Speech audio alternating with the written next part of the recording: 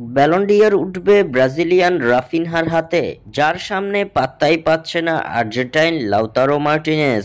দর্শক, ব্যালন ডি'অরে আপনারা কাকে সাপোর্ট করছেন তা আমাদের কমেন্ট করে জানিয়ে দিন। দিন দিন সহজ হচ্ছে ব্রাজিলিয়ান রাফিনহার ব্যালন ডি'অর জয়ের পথ। ব্রাজিলিয়ান এই তারকার সঙ্গে আর্জেন্টাইন তারকা লাউতারো মার্টিনেজের তীব্র প্রতিদ্বন্দ্বিতা হওয়ার কথা থাকলেও এবার তা আর হচ্ছে না। ইন্টার মিলানকে ইউএফা চ্যাম্পিয়ন্স লিগের সেমিফাইনালে তোলার ক্ষেত্রে বিশেষ ভূমিকা পালন করেছেন লাউতারো। এখন পর্যন্ত ইউসিএল এ চলতি আসরে 8 গোল ও 1 অ্যাসিস্টের দেখা পেয়েছেন আর্জেন্টাইন এই সুপারস্টার। এছাড়াও নিজ লিগ সেরিয়াতে 12 গোলের পাশাপাশি লাউতারোর অ্যাসিস্ট সংখ্যা 5টি। সর্বমোট চলতি মৌসুমে 21 গোলের পাশাপাশি 6 গোলে অ্যাসিস্ট রয়েছে এই আর্জেন্টাইনের। মৌসুমে ট্রেবল জয়ের সুযোগ ছিল লাউতারো মার্টিনেজের সামনে, তবে কোপা ইতালিয়ার সেমিফাইনালের দ্বিতীয় লেগের ম্যাচে এসি মিলানের বিপক্ষে 3-0 গোলে পরাজিত হয় তার দল ইন্টার মিলান, যার ফলে ট্রেবল জয়ের স্বপ্নভঙ্গ হয় আর্জেন্টাইন লাউতারো মার্টিনেজের।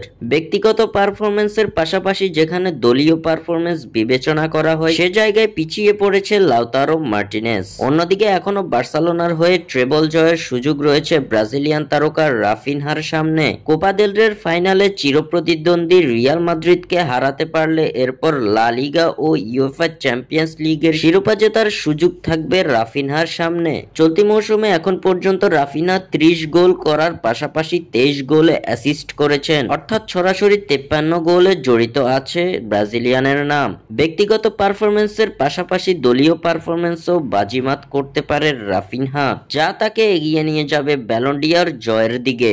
স্বাক্ষর থেকে সাদবির ইসলাম।